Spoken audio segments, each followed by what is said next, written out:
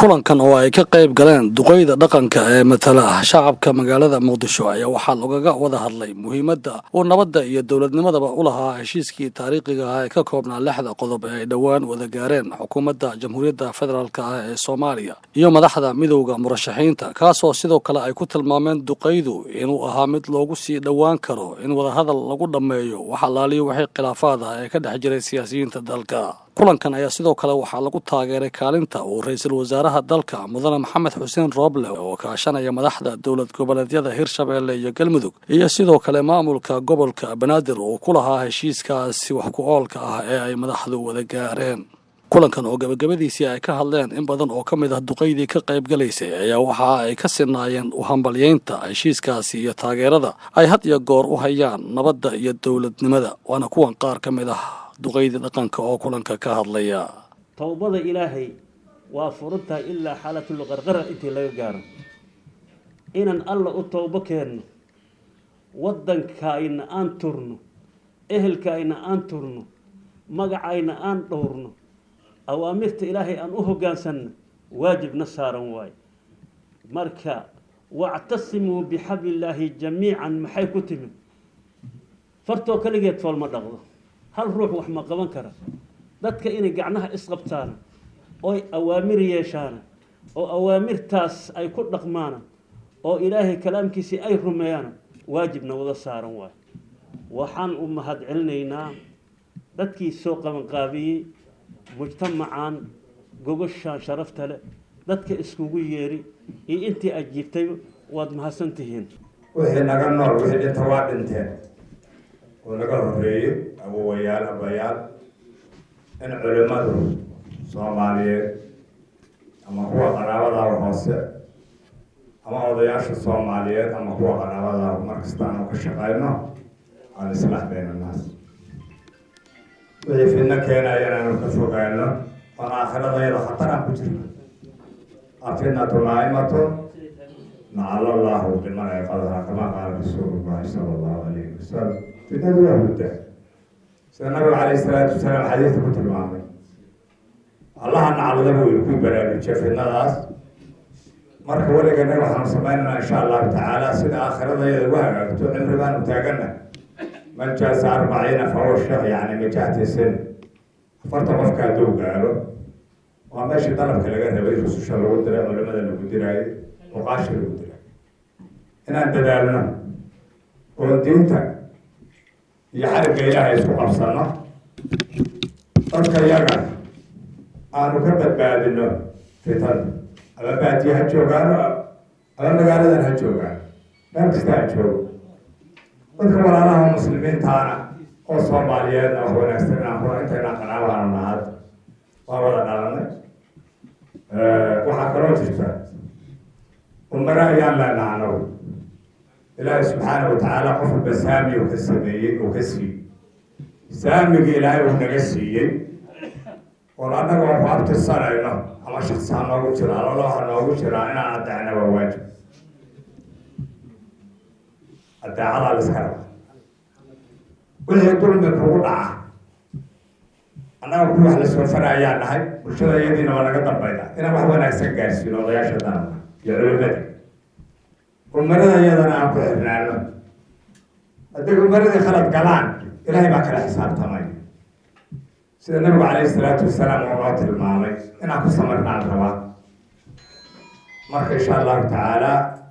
شيخ أينا ورحلون البيي بارك الله فيكم سورة هذا رئيس الوزراء يدولو دي سوا arrintii ay gaareen oo heshiiska ahay ayaan aad u soo dhaweynaynaa in meel yani la iskugu keenay arrintii la isku hayay hadda wada hadal markii la wada hadlo waxa uu ka yimaadaa waa wanaag marka ra'iisul wasaaraha dalka iyo hogaamiyaasha doonaya xukunka ayaguna inay hogaamiyaan aad iyo aadaan ugu hambalyeynaynaa odayaasha hawiye haddaanu nahay ama reer muqdisho arrintaas waxaanu ka rajaynaynaa dowladda iyo oo ra-iisul wasaaraha hoggaamina iyo odayaasha siday hadda u gaareen waxa dhimanna in loo gaaro oo wax kasta wada hadal lagu dhameeyo oo sidii waddankan wax midaysan uga dhici lahaayeen arrintaas lagu guuleysto waddanka jiidaan ku jiida badan oo soo maray ma doonayno marka annaga inuu wixii dhici jiray dib ugu laabto aad iyo aadaanan u hambalyaynaynaa waxaan maanta halkan iskugu nimidnaa waa inaan arrintaas boogaadino si waddada hadda ay ku socoto ay ugu sii socoto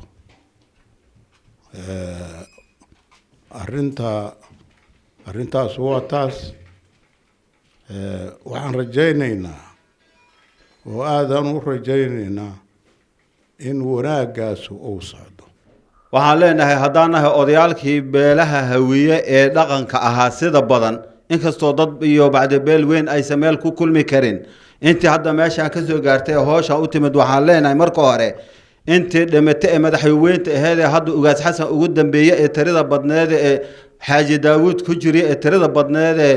ugaas maxamed weli ku jiro sheekh nuur baaruud ku jiro dhagajoon ku jiro mas'uuliyiinta lama tiri kare intii hadda aan ka xasuusan intaan xasuusan allah u naxariisto jannatul firdaws allah ka waraabiyo annagana bacdigood ilaahay nama fidneeyo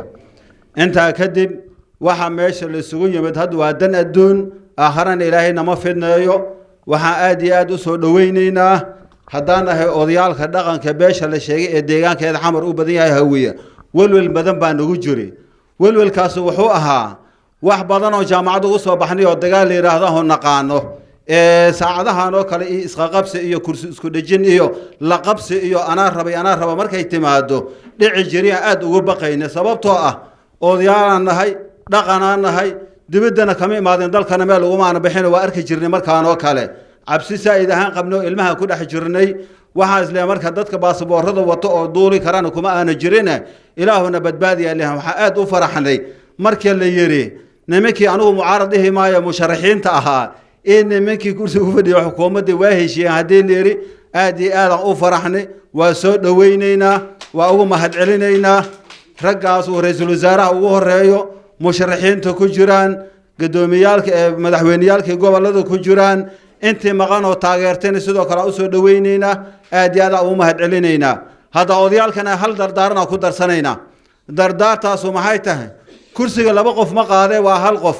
doorasho hal la qabto waqtiga loo qabtayna ha ku dhacdo halkii qof ku guuleystana ha lagu shaqeeyo wassalaamu calaykum waraxmatullaahi wabarakaatu ra'iisul wasaaraha iyo xubnaha garbihiisa ah iyo labada madaxweyne maamul goboleed iyo gudoomiyaha gobolka dadaalka ay sameeyeen iyo dadkii waxa nabadoonada iyo dadkii ka tirsanay musharaxiinta oo sharafta lahaa iyagana ogolaaday nabadda in ay badbaadiyaan ummadda Soomaaliyeed aad ayaan u mahadcelinaa waxaan u mahadcelinaa inuu dadaalkana meesha ka sii socdo oo ummaddan la badbaadiyo kursiga hal qof ayaa ku fadhiisto halkaas qofna waa tartankaasna ninkii alla u qoraana hela ninkii alla u qorina heli maayo waxaan aad u taageersanahay ra'iisul wasaaraheena oo dadaal ku bixiyay habeen iyo maalin iyo garbihiisa ra'iisul wasaare waxaan ku dhilahay hadaalin ku soco dadaalkaaga ku soco habeen iyo maalin soo jeed ummaddan badbaadintooda inaad ku dadaashid haddaan nahay anaga beelaha hawiyo waxaan taageersanahay dadaalka aad ku dadaashay in aad horumarisid Soomaaliya aad badbaadisid dibka aad ka badbaadisid haddaan nahay odayaasha Muqdisho oo beelaha hawiyo waxaan ugu duceynayaa inay ku dhamaato nabad iyo sharaf iyo barwaaqo inay ku dhamaato anigana waxaan ugu duceynayaa idinkana inay duceynaa in aad ku guuleysataan ilaahayna ku galab garo ra'iisul wasaare khayr iyo barwaaqan ku rajeynaa dhammaan ummadda ka soo qayb gashay xafladan oo beesha hawiina waxaan kugu soo duceynayaan inuu dadaal ku leeyahay musharaxiinta aqbashay in ay ra'iisul wasaaraha iyo dadaalka arintan aqbashina farxad iyo waxaan ugu soo dhaweynaynaa dadaal murugtii nagu taagneed oo cabsida ahayd Allah naga wareejiyay duco iyo faataxan uu kaalmeynaa wadanka inaan samad bixisiin إن شاء الله بإذن الله الكريم warkaynu wuxuu ku dhan yahay taageero inaan taageerno xukuumadda uu hogaaminayo walaalkeena ra-iisul wasaare maxamed xuseen rooble iyo golaha musharaxiinta soomaaliyeed go-aankii ay gaareen ee ahaa in la badbaadiyo dalkan iyo dadkan ayaan leeyahay waad mahadsantihiin mudane ra-iisul wasaare guddoomiyaha gobolka banaadir labada madaxweyne ee maamul goboleedyada hirshabeelle iyo galmudug maxamed cabdi qoorgoor iyo ninka la yidhahda cali guudlaabe xuseen waxaan idin leenahay idinkana waa mahadsantihiin iyo intii hawshaasi isku hawshay waxaan hurdo badan ugu soo jeednay in la helo midaan iyo mid la mid ah waxaana codsanaynaa oon usoo jeedinaynaa xukuumadda wixii iyadu ay haddeer soo dhoweysay ee ay ballan qaaday inay si fiican hore ugu socoto dalkana loo qabto doorasho loo wada dhan yahay raalli laga wada yahay musharaxiintii aqbalay ee loo soo jeedayna waxaad leenahay waa mahadsantihiin 25 bisha oo khamiistii ku beegnayd dadka iyaga muqdisho waxay u ahayd maalin weyn waxa weeye jimcihii 26 bisha ahaa waxa aan ka baqaynay musiibo qaran inay ka dhacdo magaalada muqdisho laakiin ilaahay baa mahad leh ducadii iyo shirarkii aan ayaantan wadnoo dhan ilaahay aqbalay baa mahad leh waxa kaloo mahad leh ra-iisul wasaaraha xukuumadda injineer maxamed xuseen rooble iyo golihiisa wasiirada duqi magaalada muqdisho madaxweynayaashii hirshabeelle iyo galmudug iyo mas-uuliyiintii kale oo ayaguna madaxweynaha soo maray iyo qaar ra-iisul wasaarihii dowladdaasna soo maray ra-iisul wasaare iyo musharaxiintii kale beesha hawiye isugu yimid runtii waxaan leenahay ilaahay idinka abaalmariyo waxaa ummaddan ka faydeen kurbo waxaana soo baxday beeshaan hawiye inay dalkan laxjeclo ka hayso waxa weeye haddii ay maalintaas kala tegi lahaayeen ummadda soomaaliyeed waxay geli lahayd dagaal kii ku farxi lahaa iyo kii ka nixi lahaaba burburka soomaaliya waa wada gaari lahaa marka laxjecladaasaa muujiseen waxaan leenahay ilaahay idinka abaalmaryo waxaan kaloo idinka codsanaynaa weli faray kama qodna hawshu inaad tanaasushaan oo la isku tanaasulo waxa weeye madaxtinimadu ma aha wax ilaahay bixiyo weeye wax lagu helo qaylo iyo dagaal iyo qajajac ma aha waxa weeye qiso yar baa jirtay nin shiikhow saban hore jiri jiray ayaa waxaa u yimid baa layidhi 3 nin waxay yidhaahdeen shiikhow ninkan boqorka ah oo waddanka xukuma wuxuu ummadda dhib ku hayo waa ogtah waxaan rabnaa ilaah inaad noo berisid oo in ilaahay boqorka naga qaado wuxuu yidhi 30 sano soo socota boqorkan waa joogahaya bela idinku dhac ayuu abaartamahayo leh balaayo kugu dhacday cimri dheera ay iska tageen muddo hadday maqnaayeen haddana ku soo noqdeen sidii oo kale ay weydiiyeen wuxuu yidhi 30 sano soo socota waa joogahaya ayagoo habaartamahayo leh inkaar kugu dhacday ay meeshii ka noqdeen muddo kadib ay markii saddexaad soo noqdeen sidii oo kale ku yiri sheekh waxay yiraahdeen inna lillahi wa inna ilayhi raaji'uun maalintii ku xigtay waa dhintay boqorkii waa soo noqdeen waxay yiraahdeen boqoroo maxaa beenta noogu sheegtay oo u tiri 30 sano waa soo soconaya ninkan wuxuu yiri markii horena adinka cimrigiisa dheereeyay markaana adinka dilay markii hore wuxuu yiri waa habaarteen oo wuxuu yiri waa cayseen ilaahayna wuxuu yiri cimrigiisa ku dheereeyay laakiin markii dambe waa ilaahay u dayseen wuxuu yiri ilaahay baa dilay marka waxa la rabaa dad muslim aan nahay in waxa la rabaa aan ilaahay u noqono waxa weeye anagu waa ka duwanahay dadka aan diinta lahayn ee qajajacda iyo mudaharaadka wax ku raadsha manihin dad islaam aan nahay aan ilaahay ka baqno aan ilaahay u dayno wixii na soo mara qof meeshaan isku dhajin kara iyo qof iimaanka xoog ku haysan kara male marka waxaan leeyahay madaxdeena sharafta lahow ilaahay aamina ilaahay u daaya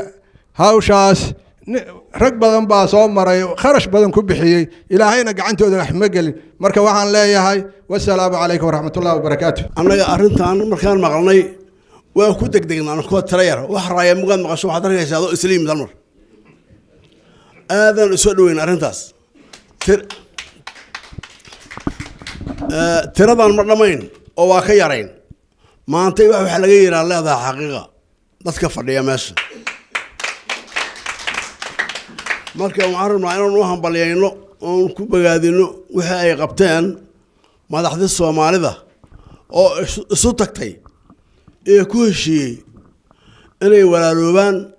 wax allaala ee wixii qabiya ee wixii qabasho u baahan ay si midaysan isla wajahaan kuwaasoo baajiyey wax badan oo laga cabsay beledkan khalkhalay aniga habeenkii bisaaliyadu markii bishii anugu waxaan deganahay waxaan ahay reer Kaaran xaafadda waxaan ka deganaa Kaaran ka deganaa magaalada dad madaxa ilmaha alaab ku sida dad madaxa ilmaha alaab isula saaran yihiin aan intaad ka timideen meel adiga 7 saac dhowr asiina boon dheeran ka soo qaxan hoog ma ku dhiman meeshaas deeq xabalaabay oo ilma garabka lagu sido alaab la isku sido arrintaas arrin khatar ah oo naga fajicisay ahayd ilaahay aan barinay ilaahay waan uga gargaaray intii dhimata Allah u naxariisto intii dhaawacna Allah u boogadhayo intii ka dambaysay madaxdii Soomaalida isu tagtay oo ku hadda talada haya iyo ku shalahaayay ayaa isu tageen intaas waxa waaye mas'uuliyad ugu sareysa madaxii waaye wax kasta madaxa laga hogaamiyaa markay isu tagaan way saf karteen isfahamkooda iyo ka shaqayntoora nabadgelyada iyo wixii la isku weydiinahay iyadoo wajaan la leeyahay in la isku weydiiyo hadal iyo miis waa uga mahad celinayna waan uga hambalyeynaa waxaan leenahay waa mahadsantiin waxa la yiraahdaa adduunyada waxa isdilaayo horta waxa yiraahdaa laba aqal isma dishaa la yiraahdaa dabaal ay aqalna isma dilaan wixii isdilaayo waa laba dabaal nimanka dadka u sareeyo waaye wax ma gartaan ma dhihi karno anagu dadka u sareeyo waaye dadka u sareeyo inay isdilaan ma ba soo mageli karin ba shaydaana ku soo xukuda astagan ilaaha naga baxshay waxaan leenahay waa mahadsantihiin mas'uuliyiinta isu tagtay ra'iisul wasaare khayre madax Roble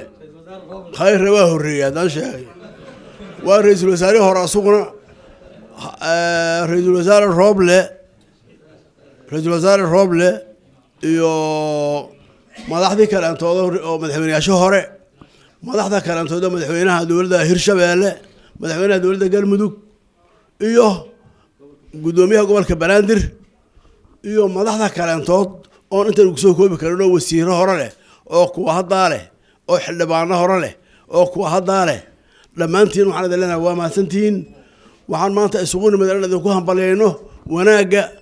iyo talada fiican oo toosan oo aad gaarteen walax fiican hadii la sameeyo dadka dhamaa yaqaan walax xun hadii la sameeyo dadka dhamaa yaqaan anagu intaas waxaan leeyahay wariyaan la isdilin wax dil keeni kara amba kala fogaasho amba isncid hal laga fogaado aan dhehayna inaad maanta naga aqbashiin anigu waxaan isla aqbasheen isla aqbasheen weyn kaga mahad celinaynaa inta dhimano waxaan leenahay adoo gacmaha isaysta noo dhameystira Soomaali meel fiican ay joogtaa si dib ugu naqan kulligeen aan ka wada shaqeyno anagana waa idin kaalmayna isku rakindirmayno heshiiskii ka dhacay magaalada Xamar oo ra'iisul wasaaraha jamhuuriyadda uu hogaaminayay oo ku soo dhamaaday sida guusha iyo masaalaxada iyo lagu seexday dadka Xamar joogoon 30 sano baqatin iyo kala qaybin iyo isku dir iyo ka isku dhac intaas kaliya maskaxdooda ku rikoor garaysneed shirkii daqiiqadaha kooban ku soo dhamaaday ra'iisul wasaaraha xukuumadda uu hogaaminayay midowga musharaxiinta samajaclada xildhibaanada aqalada ka kooban aqalka sare iyo aqalka hoose in alla yaalay intii shirkaas ka qayb qaadatay gudoomiyaha gobolka Banaadir madaxweynayaasha gobolada intii ka qayb qaadatay shirkii masaalaxada iyo wanaagga ku soo dhamaaday ayaa shirkan maanta lagu taageerayaa shirkan salaadiinta hawiye dhalinyarada khiyaarta culummada ahlu sharafka ay waxay maanta isugu yimaadeen in lagu taageero shirkii qodaxdii nagu mudna naga siibay oo aan ku seexanay oo qalbiganagii iyo maskaxdanadii dajiyay waxaan maanta ku taageeraynaa annagoo caafimaad qabno oo soo jeedna oo aan ahayn inaan cidna ugu eexanayno cidnana ku fogaanayno masaalaxada Soomaaliya u soo hoyatay gaar ahaan magaalada Muqdisho oo midaysan oo ra'iisul wasaaruhu hogaaminayay ayaan si caafimaad qabta waxaan ugu taageeraynaa in Ilaahay oo noo sii wado oo meesha ay joogto ay ka sii socoto oo ay noo noqoto mid mira dhasho Soomaaliya isugu timaado Ilaahay waxaan ka baryaynaa nabadaas inuu Ilaahay noo adkeeyo cudurrada jira iyo fidnada jirtana Ilaahay oo naga wado si degdeg sida Ilaahay oo tashwiishkii khilaafkii Ilaahay xalay nooga dhameeyay habeen hore in Ilaahay karoonaha iyo fidnadana iyo cudurrada jirana Ilaahay dabaysha naga raaciyo Ilaahu dabaysha naga raaci ilaahu cudurrada dila dabaysha naga raace dadkii waas xasan iyo culummadii iyo ikhyaartii iyo nabadoonnadii iyo dadkii dhintay oon la soo koobi karin ugaas ugu dambeeyana allah u naxariisto allah u naxariisto ilaahu janno firdowsa geey annagana ilaahay gadaashood nama fidnaayo ilaahay hana guuleeyo ilaahu gogasha nabadoo bilaabatay noo waari ilaahu noo waari ilaahu noo adkeey ilaahu annagana diinta iyo dalka iyo noo deji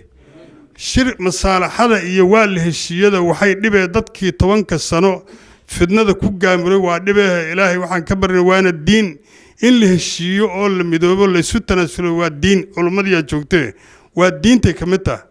waxaan leenahay ilaahay cadawga naga qabto nabadana ilaahay nagu hogaamiyo annagana ilaahay hana garansiiyo salaamu calaykum waraxmatullaahi wabarakaatu gogoshaan wixii loo dhigay gogoshaan waxa fadha beeliyaha weeye hal qoys oo ka maqan ma jiro waa isugu yimideen si xurmad iyo sharaf leh u fadhiyaan waxayna hambalyeynayaan heshiiska baan hore dhacay ra'iisul wasaaraha jamhuuriyadda Soomaaliya federaalka Soomaaliya Maxamed Xuseen Rooble madaxweynaha galmudug Cabdikariin balkii madaxweynaha galmudug Axmed Cabdi Kaariye madaxweynaha Hirshabeelle mudane Guudlaawe gudoomiyaha gobolka Banaadir dhinacay ka hogaaminayeen shirkaas dhinacna waxa ka hogaaminay madaxweynayaashii hore mudane Xasan Sheekh Maxamuud mudane Sheekh Axmed Sheekh Shariif Sheekh Axmed madaxweynihii hore Cabdikariin Xuseen Guuleed oo galmudug ra'iisul wasiirro hore sida Cabdiraxmaan Cabdishakuur sida Geelle iyo xildhibaan Mustaf aad iyo aad u mahadsantihiin alla ya madaxdii shalay iyo madaxdii maanta tihiin aad iyo aad aan kugu hambalyeynayna shir gogosha aad dhigteen oo isugu tagteen adinkoo cid idin dhaxayda la arag oo gacno kale aysan idin dhaxaadeenina mudnaan weyn aad leedihiin waana la ogaaday xamar inuu heshii karo madaxda dalka joogto oo hadda isku hayda siyaasadda isbariyaan isku hayday oo runtii meel isula hoyata haddana markii Soomaaliya kala baxdo xurmad weyn aan muujideen daafaha caalamkana waa linka soo hambalyeeyay intay dhibayday bataqaana gogoshaas dhibayday dib ku dhibayay waa idin soo hambalyeeyay annaguna waa idin hambalyeeynay waxaan in ka codsanaynaa inaad reerka nabad ku daadiidin ku gaarsiidin doorasho inaad gaarsiidin xalaal ah adinkoo saa isgacnaha isu haysta ninkii ilaahay oo nasiib uga dhigaan oo kursigaas ku fariisto saasaan ku duceynaynaa ilaahay idankiis shirweynihii 25 bisha ka dhacay magaalada Muqdisho Hotel Dikaale oo ariboorka ku yaal oo isugu yimaadeen madaxdii qaran kuwa hadda xilka fadhiya oo ra'iisul wasaare Maxamed Xuseen Rooble hogaaminayay iyo madaxweynayaashii hore iyo wasiiradii iyo xildhibaanadii arrintaas isugu yimid oo sida kooban oo aan la filayn oo cabsidii badnayd iyo barnaamijkii jiray iyo qixii hadda laga sheekeynayay daljirka dahsoon intii ku heeraaraysan waa aragta qof kasta wixii meesha la soo gaaray mataac soo gaaray ilaa shalay qax ku soo laabanayay idaacadaha in aragteen in kala maqan soo afjaray oo dalkoodii iyo dadkoodii dareemay inay u baahan yihiin nabadgelyo ka doortay in doorasho xasiloon iyo wada hadal arrintii lagu dhameeyo doorashada dalku gaaro si hoosana sidii sheegan u wada hadlay si muuqata oo dadkoo dhan ogaana u wada hadlay ballan qaaday inta dhimanna inay fulinayaan ayaan rabnaa inaan ka mahad celino oo madaxdaas u mahad celino arrintaas degdega sameeyay oo bulshadii nafiskan maanta la haysto u keenay walaalayaal waa mahadsantihiin waa farxad weyn 25 waa maalin weyn oo dadkan soo maray Muqdisho u soo hodatay guul ummadda Soomaaliyeed dhan gaartay dad badan oo daafaha jooga adduunka ama Soomaaliya qaybadeeda kala jooga haddii Facebook-yada afiiriseen kulli waa laga wada hambalyeynay waxay dhibaato weyn oo laga baqayay oo cabsi badan ay maartay ku gadaanayd marka madaxaas waa sharaf bay leeyihiin waana soo dhaweynaynaa shirkaas ilaahay subxaanahu wa ta'aala ajir iyo iimaan ajir iyo xasanaad ka siiyo inta ka shaqeysay waxa dhageysanaysaan madaxdu inay yiraahdeen waxa ka shaqeeya dad muuqda dad amuuqan anigu waxaan ka mid ah kuwa amuuqan kuwa amuuqan shaqadana qabtay baan ka mid ahay oo marna binayn ministerka iyo xukuumadda la xiriirayay marna la xiriirayay madaxda oo xad igama xirnayn rag badan baa saaxiibo maartay ka nahay marka nin muuqda iyo nin aan muuqanba waxa weeye guul weyn oo la gaaray oo qof walba waajib ku ahayd inuu qabto annaga in badan baan hadlaynay oo odayaal badan oo halka fadhiya iyo kuwa maqan ay hadleen waxay ka hadlahayeen ma ahayn inay dadka kala fadilahayaan ama qayb la nacbiya dad ba waxay qaateen musharaxiinta in laga soo horjeedo oo warkooda iyo waxqabadkooda iyo hadalkooda aan la qiimeyn ama la doonin macnuhu saas maahan waxaan raadinaynaa xasiloonidan war hala wada hadlo war hala isku yimaado war doorashaha la qaban qaabi war dadka yaan la qaxin war yaan la cararin war meesha haddii meelihii la ogaa hadday gaarto lama soo celin karo waxaasay ahayd waxaan ka hadlayn marka maanta anaa markhaati u ah annagoo ayagii dhamma u ducaynayna oo u hambalyaynayna inay maaragtay aanan ahayn qayb inaanan cadow ku ahayn saasaa caddaynaysa laakiin danta bulshada ayaa waxaan u arkaynay inay sidaan u baahan tahay oo madaxdu qasab ay tahay inay wada hadlaan marka odayaashu aaday u mahadsan yihiin sharaf bay leeyihiin sidii loo sheegay waa madaxdii maantay iyo madaxdii shalay iyo madaxdii berri u socotay isugu jiraan waxaan rabaa inaan warkayga kusoo gaabiyo walaalayaalow waxaan rabnaa waxaa la yidhi ballan laawe waa diin laawe madaxdii niyey ummadda soomaaliya waxay dhegaysanaysay inaad tiraana waa heshiinay waa is afgarannay horaan u soconaynaa waa arrintii waa dhammaynaynaa haddaa ka baxdaan diin la-aan wey waa diin laawayaal hadday ka baxdaan arrintaas yaan laga bixin yaan la fududayn inta maqan baa la rabaa inaad ku keentaane intii nii joogta inaad isku khilaaftaan waxa weeye dadkiibay dhibaysaa oo dib ugu soo noqonaysaa idinkana diin la-aan baa ku sifoobaysaan taasaan idinka codsanayna inaad arrintaa hore u qaadaan ilaahayna idinku guuleeyo ilaahayna dalka iyaga nabad iyo xasilooni iyo dowlad ha noo siiyo dadaalkii badnaayo ay sameeyeen waa dadaal aad iyo aad ummadda u qanciyey jimcihii hore oo shalay jimcihii ka horreeyey jahwareerkii ka dhacay magaaladan muqdisho dadkii waa qaxeen hadda xaafadahaas bondheere ilaa iyo xamarweyne waa laga qaxay walwalaa dadkii ku dhashay ilaahay mataqaanaa isaga awoodda iska leh walwalkii faraha badnaa qamiistii uu daayay habeenkii jimcuhu soo galayay ayuu daayay dadka dhibaato maanta xamar uma baahna shiddo iyo mashaakil fara badanna wuu soo maray muqdisho maantana wax looga baahan yahay xabad ma ahan madaxweyneyaalkii hore iyo maamulka hadda jooga ra-iisul wasaare uu hogaaminayo maxamed xuseen rooble waxaan ka codsanaynaa qofkii ilaahay ku qoro ayaa helaya madaxtinimada laakiin qorayaan lagu raadin xabad yaan lagu raadin xabado xal ma noqonayso dadkaana xal uma ahan xabado reer muqdisho ma doonayaan xabad nabad ay rabaan dadkan waxay u baahan yihiin waa nabad laakiin xabad uma baahna xal markayaan lagu raadin xabad xalkaa lagu raadiyo nabad qofkii ilaahay u qorana kursiga wuu fadhiisan doonaa insha allah qofaan alla u qorina arki ma laakiin waxaaba sumcad xumo ah in saaki qora lagu raadiyaa waa sumcad xumo qoray in lagu raadiyo oo awooddii qora lagu raadiyo waa sumcad xumo madaxtinimada ayada lafteeda waxay u baahan tahay qofka in loo gartaa laakiin inay hadda xoog kusii raadidaan wax kalaba ah xoog inay ku raadido qora ku raadidaan wax kale ah 30 sano annaga way joognay magaaladan indhihii ay lahayd iyo sharaf xumadii ku dhacdana waan joognay maanta xoogaa nuurkii noo soo laabtay inaan haddana indhihii nala ka madoobeeyo nala ka mataqaanaa indhihii nala ka rido wax suuragala maaha marka waxaan leeyahay madaxda qora ha ku raadinina waxaad ku raadisaan wanaag iyo sharaf qofkii ilaahay u qorana waa fariisanaysaa kursigaas marka waxaan ku baaqaynaa nabad waa soo dhaweynaynaa madaxda waxaan leenahay ra-iisul wasaare injineer maxamed xuseen rooble tallaabo wanaagsan oo lagu farxay oo soomaaliya ku faraxdaad qaaday ilaahay ha ku guuleeyo ilaahay ha ku guuleeyo waxa dhimanna dhoo dhammaystir insha allahu tacaala adiga ra-iisul wasaaraha iyo madaxweyne maxamed cabdullaahi farmaajo iyo xukuumaddaada iyo maamulka gobolka banaadir oo cumar finish ugu horeeyo iyo madaxweyne goboleedyada iyo musharaxiinta mucaarad iyo muxaafid adduunka waa ka jira mucaarad qofka in la yidhaha ceeb maaha oo qofku markuusa kursiga ku fadhin waa mucaarad waxa uu rabaa inuu ninka kale kursiga ka qaato macnaheedu waa intaa keliya marka musharaxiintaas u badan weliba deegaankan aan anagu hadda joogno oon ka hadlayno waxaan ka codsanaynaa soomaaliya inay u naxariistaan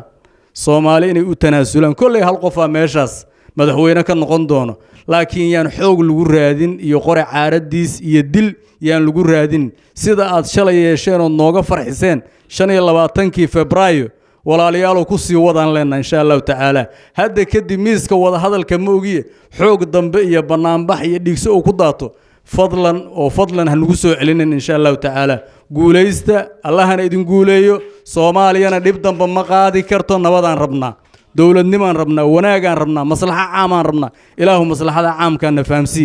ilaahu maslaxada caamkaana fahamsi ilaahu kuwa wanaaga u sacabtuma naga dhigo kuwa xumaanta u sacabtuma naga dhigin ilaahayow na aqbalo na ajiib ilaahu dhib dambe ma qaadi karnaa dhib dambe ha noo celin cidii dhib nala rabtana Allah soo hanuuniyo waa maalin farxadeed waa maalin jawigu degan yahay waa maalin duruufaha aan soo marnay markii la qiimeeyo aad iyo aad aan u faraxsannahay intaas kadib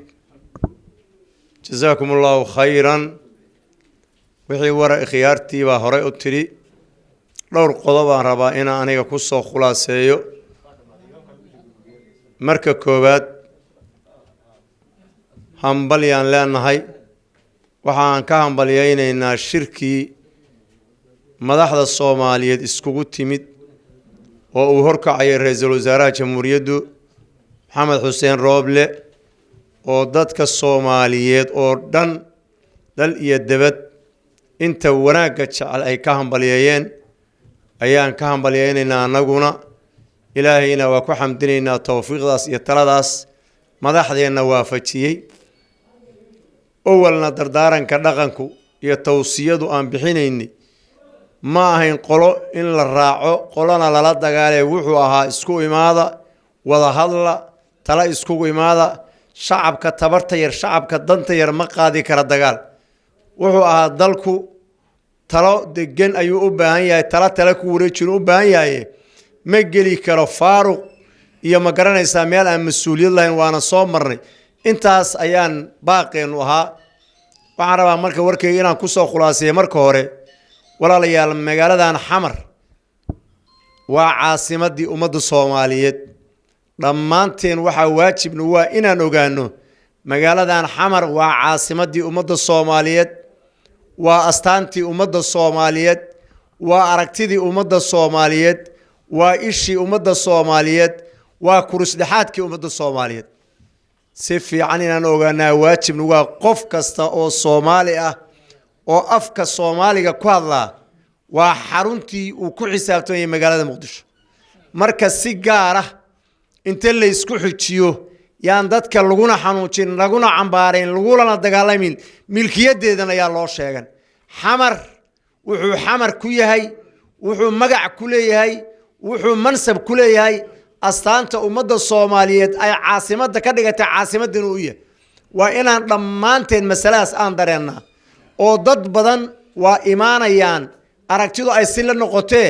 waxgaradku waa inay ogaadaan meeshan waa caasimadii ummadda Soomaaliyeed sidaas darteed qof kasta Soomaali in lagu soo dhaweeyo in lagu karaameeyo in lagu maamuuso sidaas ayuu xaq u leeyahay waa inaan intaas wada ogaanaa sarkaal ka socday maamulka gobolka Banaadir ayaa isaguna waxa uu ka mid ahaa mas'uuliyiintii kulankani ka hadashay waxaanu ammaanay muhiimadda uu shacabka Banaadir iyo guud ahaan dalkaba u lahaa heshiiskaas taariikhda galay waxay ahayd taageero iyo soo dhaweyn iyo garab istaag heshiiskii 25 Febraayo la gaaray ra'iisul wasaaraha jamhuuriyadda federaalka Soomaaliya iyo madaxdii midowga musharaxiintu ay gaareen ayadoo loo turayo shacbiga ayadoo loo naxayo ayadoo la fiirinayo maslaxadda ummadda inay qaateen heshiis nabadeed heshiiskaasaan soo dhaweynaynaa waa ku dhiirigelinaynaa waxaana leenahay waa intaasoo loola sii dhawaadaa oo inta dhiman la dhammaystiraa insha Allah tacaala Soomaali fara badan oo ku kala nool dalka gudihiisa iyo dabadiisa iyo waliba beesha caalamka gaar ahaan kuwada la socda arrimaha dalkeena Soomaaliya ayaa si weyn waxa ay u soo dhaweeyeen heshiiskaasi la gaaray 25 bishan Cabdinuur Muudey warbaahinta qaranka Muqdisho